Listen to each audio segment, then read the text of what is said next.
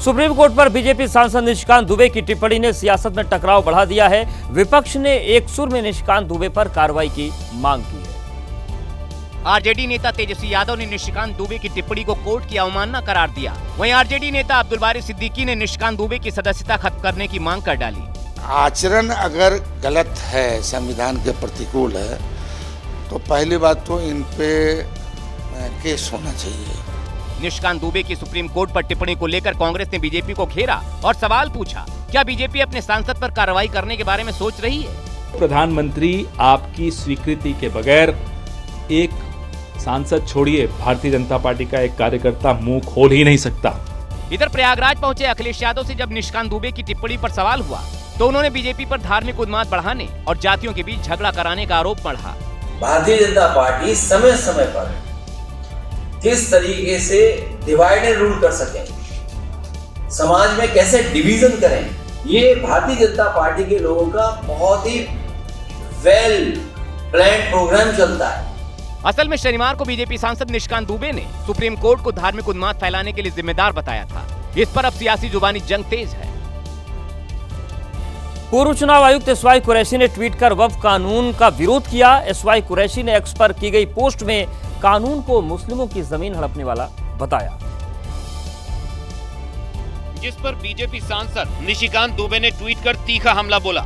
उन्होंने एसवाई कुरैशी पर चुनाव आयुक्त रहते हुए झारखंड के संथाल परगना में बांग्लादेशी घुसपैठियों को वोटर बनाने का आरोप भी लगाया। निशिकांत दुबे ने अपने ट्वीट में उन्हें इतिहास पढ़ने की नसीहत भी दी, जिस पर कांग्रेस ने जोरदार हमला बोला।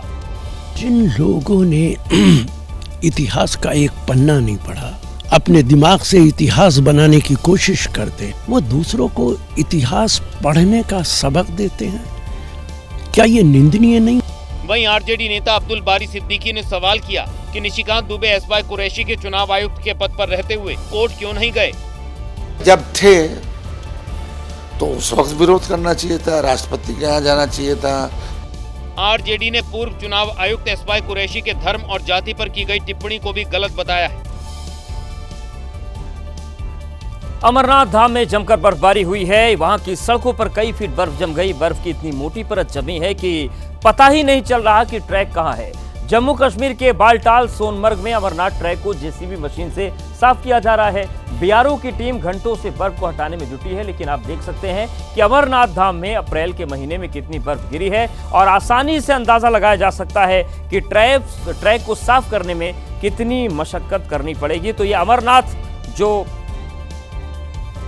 धाम है, वहां पर जो सड़कें हैं, वहां की स्थिति आप देखिए किस तरीके से बर्फ में कई फीट नीचे दबी है और जेसीबी से लगातार उस ट्रैक को साफ करने की कोशिशें की जा रही हैं, लेकिन आप अंदाजा लगा सकते हैं कि किस तरीके से वहां पर बर्फ का साम्राज्य है।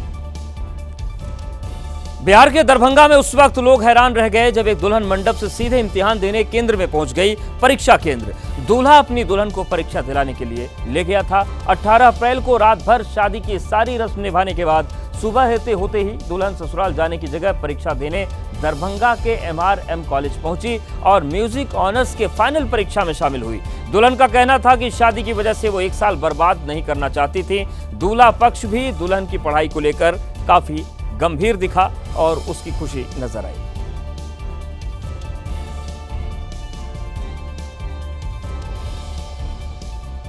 तो ये थी आज की एबीपी रिपोर्ट। कल भी जारी रहेगी खबरों की खोज। फिलहाल वक्त एक ब्रेक का है।